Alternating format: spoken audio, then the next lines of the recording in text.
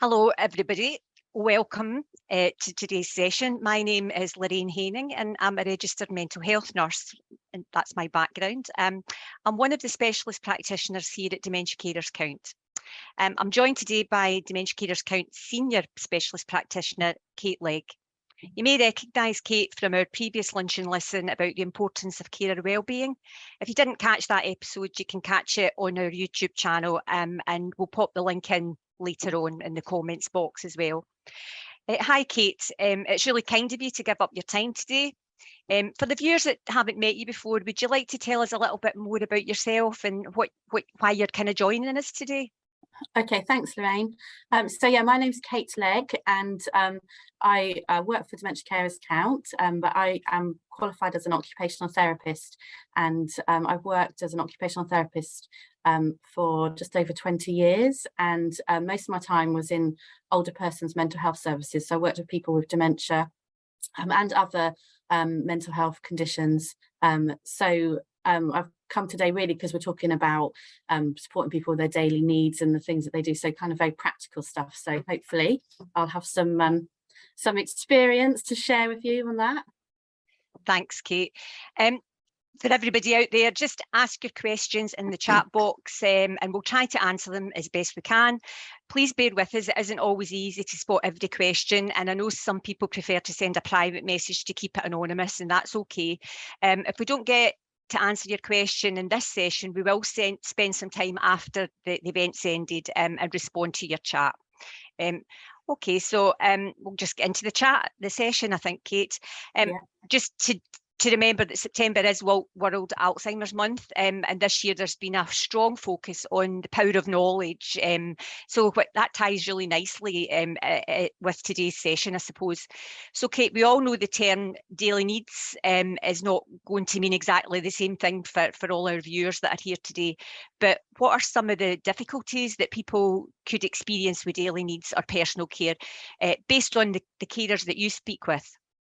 Yeah, so thanks, Lorraine. So, I mean, daily needs really is about tasks. I mean, really, we think about activities across the board. So we think about things that you do day to day to help you function, and we think about leisure activities, and there's lots of different things. But I think the main focus today really is thinking about those tasks you do every day to maintain your function. So things like getting washed and dressed, things like being able to move around the house, make a cup of tea, food and things like that.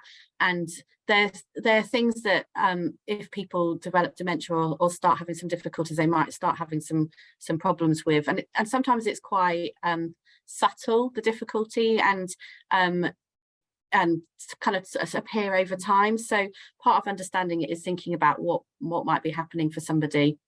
And there's a multitude of things that might be happening with somebody. That's part of the difficulty. It's not always easy to see what's going on. You might think, oh, that's not working as well as it used to, or somebody's not doing an activity like they used to, but you might not be sure why.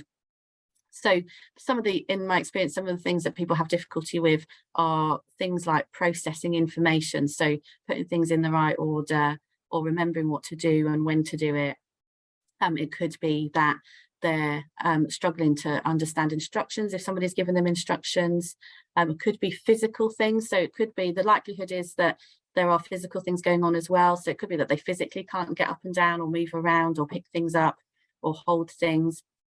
There may be other health issues that are affecting, if somebody has other health conditions that make them sleepy or in pain, or maybe not able to feel as well. There's a whole multitude of things, so it's difficult to cover in the first few minutes, but yeah, kind of thinking about those different things. And particularly if anybody's got any questions about anything specific, then we can go into a bit more detail.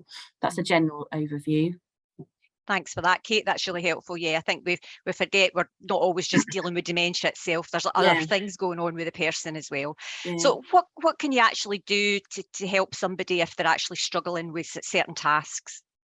I think the biggest thing really is about taking a bit of a step back and looking at what's going on, because sometimes you just realize that somebody's not managing because things have not happened or people have got confused, and just taking a little bit of time to step back. So if you're a carer and you can observe what somebody's doing, or just try and think a bit more widely about all the different things that need to happen in order for an activity to happen. You almost have to play detective a little bit.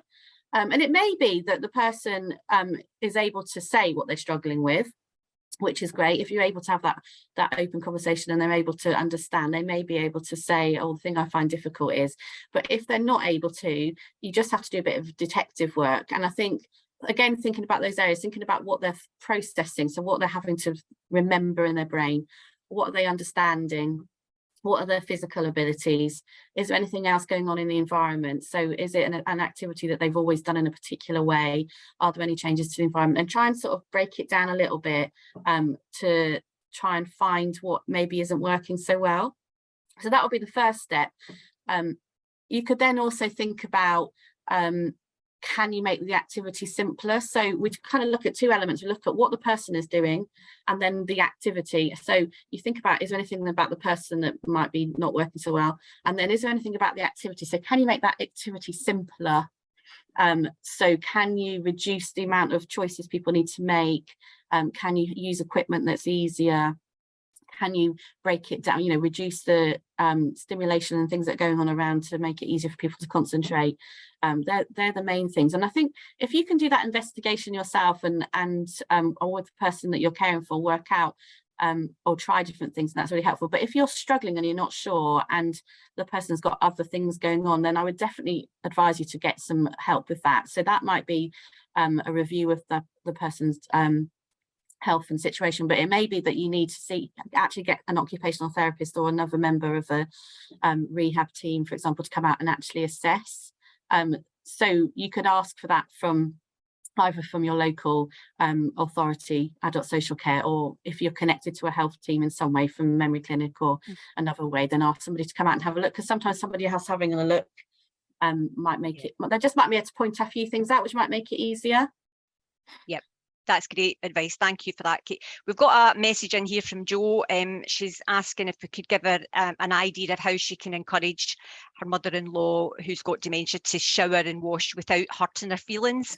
She thinks she's doing a good job, but obviously it's not the way she would normally have done it. So any ideas on that? Yeah, that's quite common. And I think part of the issue is it's something that we don't really talk about anyway, is it? So generally we don't talk to each other about our personal hygiene, and we don't get involved in supporting each other. And so then when there are starting to be difficulties, it sometimes feels like a bit of a difficult thing to bring up.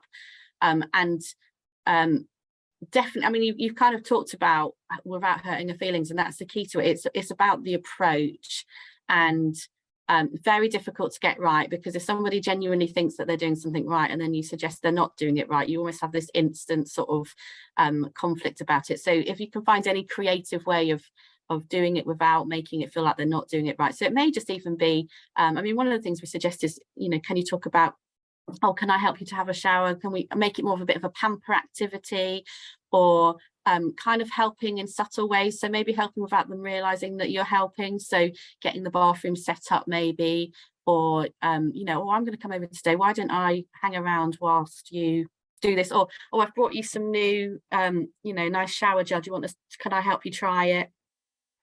There's no right or wrong answer, and it's a very delicate one. So it does really depend on how somebody responds. It may be that somebody responds better to somebody else. So it's one of those things that some people would prefer somebody close to them to come in and support them, but other people would actually prefer the opposite. They don't want somebody close to them to come and help them with self-care, but somebody maybe slightly further back or maybe less known might be able to encourage them more with care. And also, again, back to what you were saying, Jo, about if she's struggling, is trying to think about why she might be struggling, because it may be that she's struggling and doesn't realize, and then sometimes puts things off. So people quite often stop doing activities because it hasn't gone as well as it used to, but you might need to do a bit of exploring about why. Is it because they're feeling a bit unsafe in the shower? Is it because they can't remember how to do the control? So if you can do a little bit of investigation about what might be happening behind, that might help. Thanks for that, Kate. I hope that was helpful for Jo. Another one in here from somebody asking, she's saying her husband won't let her change the bed covers, and she's finding that very stressful because obviously they're starting to smell, and she really just looking for some advice about what she could possibly do with that. Yeah, that's an interesting one.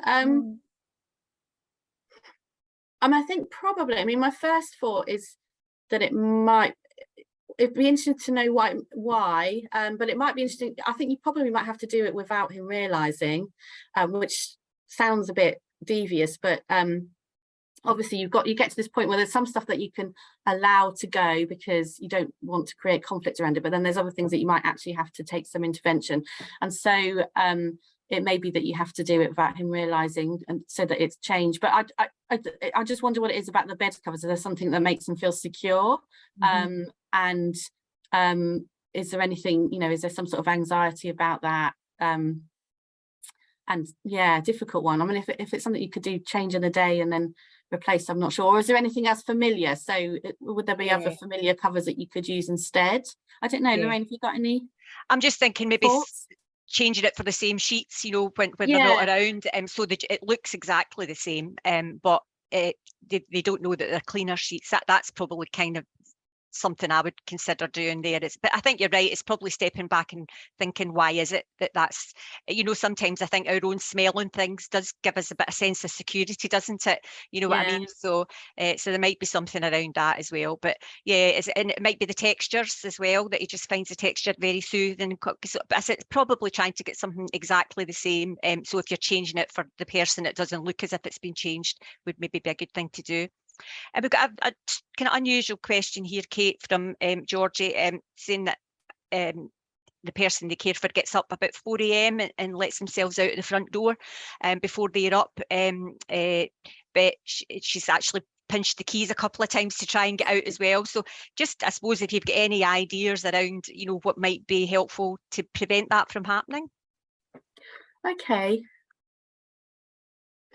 So I think it's about whether, I don't know if the question's about whether you want to be alerted to the fact that she's got up and is going out, because there are different gadgets, or sometimes in most places, if you contact your local authority, they'll have some sort of telecare service where they might provide different alarms or gadgets so that you know that she's up and about. Or it may be that there's different prompts at the door to stop her from going out. So I'm assuming the question's about that, about some sort of alerting. It's difficult to, I mean, if the waking up at night becomes more of a problem, or it's quite consistent, it might be worth speaking to your GP or your healthcare team, because it may be that there's something they can do looking at her nighttime restlessness.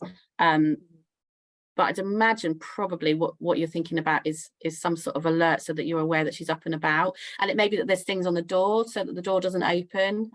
It's difficult to say without actually seeing the house, but certainly the telecare services will give you lots of advice about what's available. Yeah, that's I don't think everybody's aware that there's telecare services out there that can come and assess situations like this and offer a lot of different things free of charge as well. A lot of them are free to access. There's lots of gadgets out there, because some might be related to the front door, some might be related to her getting out of bed. But again, I'd look at why is she getting up and out of bed at night, and that might need review as well, because that could be something that's fixable. Absolutely, it might be a physical thing that's going on with it as well. So these are easy sorted, hopefully, some of the time.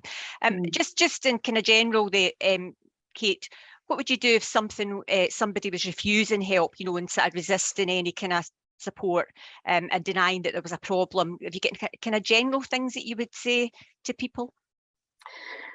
I think, again, it's getting that balance, isn't it, between and it's not an easy one to answer, because there's times when you can allow, if people are refusing help, that you can kind of let it go, in the sense that you have to think, do they need to do this now? Or can I leave it? Can we try a different technique?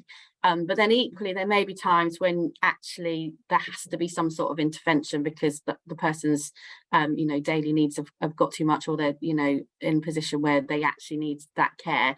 And I think if you ever get to that point where you're thinking that, then certainly you need some support from potentially community mental health teams or social workers, or like that, because there will come a point when you have to intervene.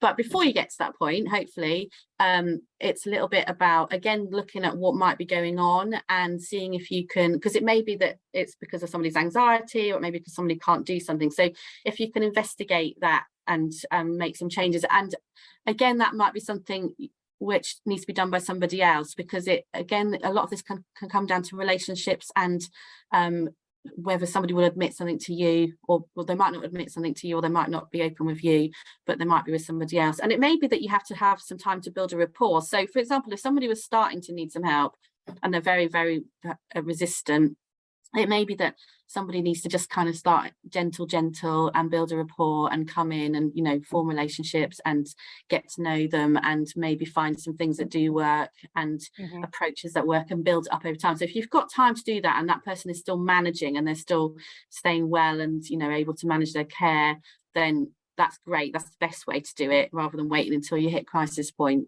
But yeah, I would be looking at exploring what's going on and seeing if you can adapt, see if you can make it easier. Yep. Another question that's come in here, person struggling with the lack of communication. You know, obviously the person now is limited in their communication, and they're actually feeling quite lonely because they're not having that connection with the person. They were saying that they used to chat and even argue all the time, like most couples do, and now that that's missing, really, it's difficult. They're just saying that during the pandemic, at least people were communicating with them over Zoom, but now that that's over, it's not the same. So again, just any kind of communication. Communication is a really difficult one. I mean, communication is a huge topic, and we do some sessions about that. If you wanted to look at that in more detail, we do some online sessions about communication. I think, so some of it is about understanding how difficult communication might be for somebody. So just being able to process the information that you're giving them and kind of take it all on board and then repeat it back or answer, that's quite a difficult thing to do. And so you do get to the point where you have to kind of limit your communication and your verbal communication potentially, in order to not overwhelm that person.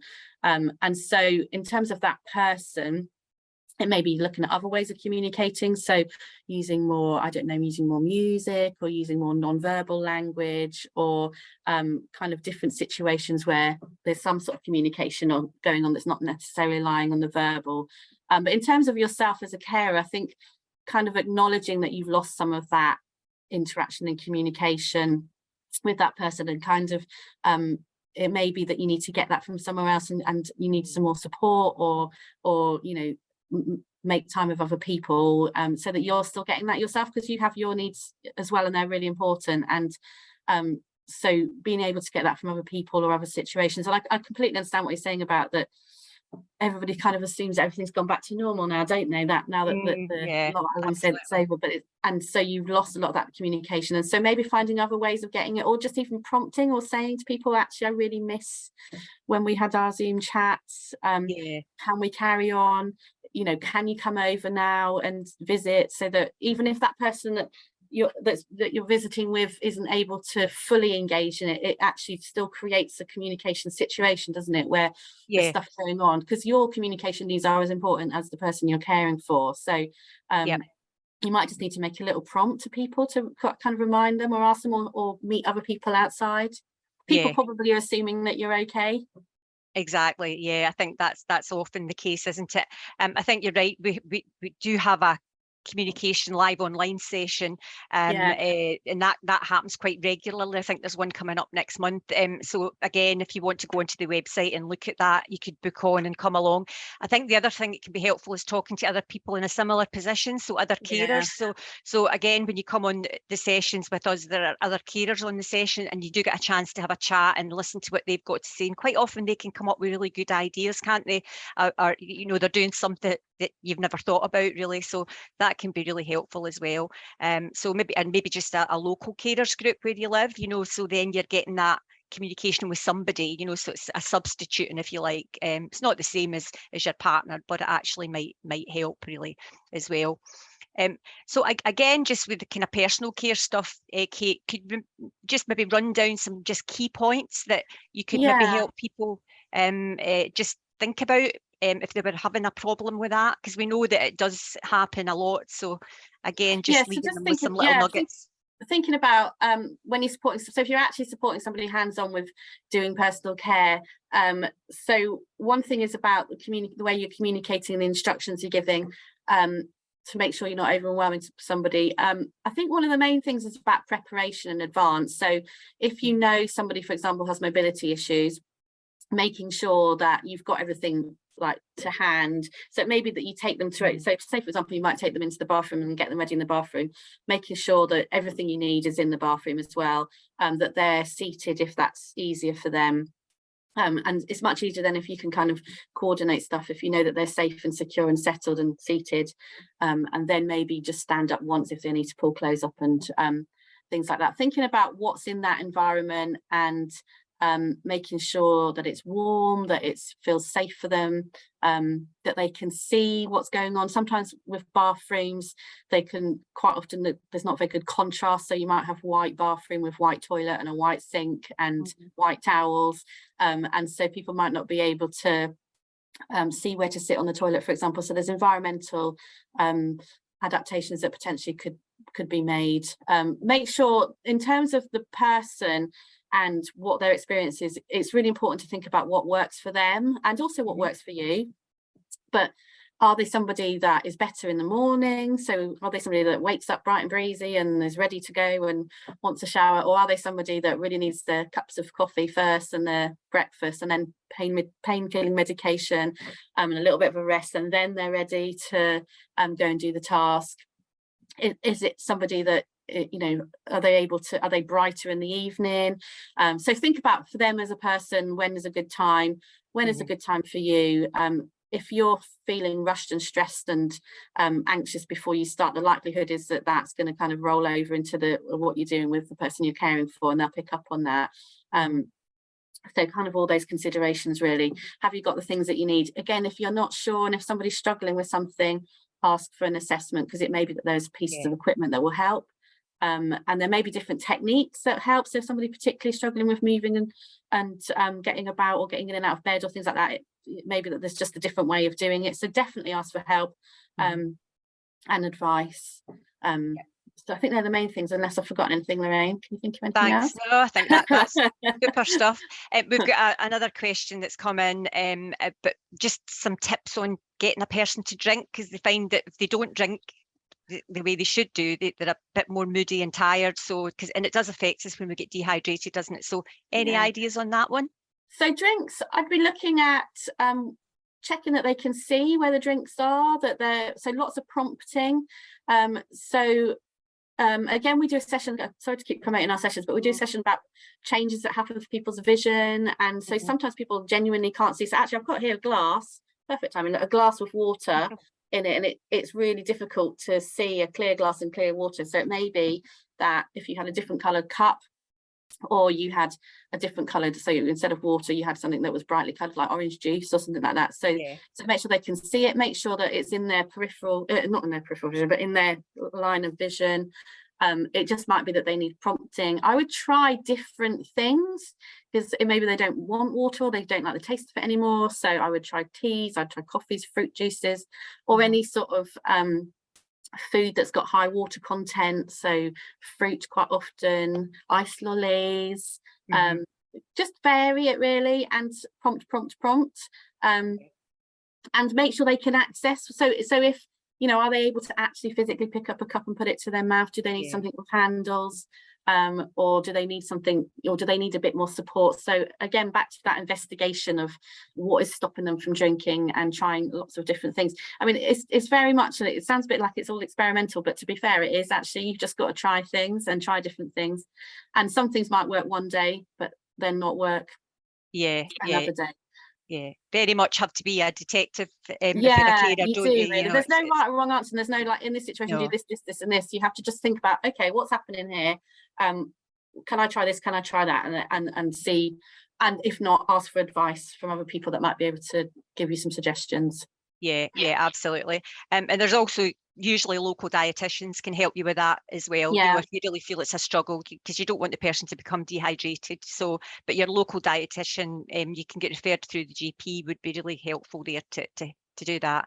And probably this be the last one we can answer really, but just somebody asking about their mum packing their bag regularly and wanting to go to her old house, to her mum's house, and just asking how we would respond to that. Yeah, I mean, well, that's quite difficult to answer in a minute or two. Again, we do some sessions around memory, but also around something called sundowning, or kind of when people get agitated early evenings, which might go into much more detail about how you can manage that. Again, it's back to thinking about what's mum experiencing. So if she's packing to go to her mum's house, there's something about feeling secure there, or wanting to be reassured by the fact that she's in the right place, or that she wants to go somewhere that feels safer. So kind of having a bit of an understanding of where she might be in terms of her memory at the time, so what's she thinking, and then kind of responding appropriately about that she probably needs reassurance, that she's safe where she is, or that, you know, that maybe that will happen later, or it's difficult to answer quickly. Any great tips, Lorraine? I think what you said is good. I think it's a difficult one. It's working with the feelings. It's why is she asking to go to her mum's? I think, you know, and kind of acknowledging that she might be feeling frightened or anxious or worried. But just saying, well, look, you know, I don't know, you know, we can't go to mum's just now, but I'm here. What can I do? What are you worried about? So sometimes that kind of approach helps. I think it's just sometimes giving validation to the person's feelings, isn't it? You know, and that can be enough just to kind of relax them a little bit, and then you can actually go into distracting them to do something that takes their mind off the plot. But it's a difficult one. But you're right, we've got a few sessions. If you go on to our virtual carer centre, you'll see all the online sessions that we do, and we've got a few where we talk about that specific situation. So by all means, have a look. So I suppose we'll probably have to wind down now, because it's getting towards that half an hour. It flies in when you're doing something like this. Thanks very much, everybody, for joining us today, and thank you, Kate, for all that really great information. It was really insightful, I think.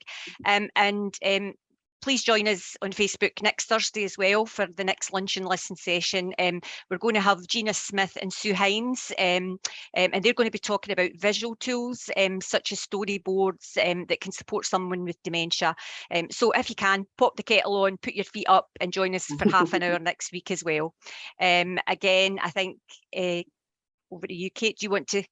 Yeah, just to say, sorry, it feels a bit like we've whizzed through, but we do have in our online sessions, we go into much more detail. So please come along and we'll give you lots more time to discuss these things in more detail. So or get in contact if you think we've missed something. But thank you. If you've left any questions in the comments box we haven't dealt with, someone will get back to you after we're finished here. And thanks very much for joining us today, Kate. It was excellent. I think lots of really good information there. Thanks very much, and take care, everyone. Okay, take care. Bye-bye. Bye-bye. Bye.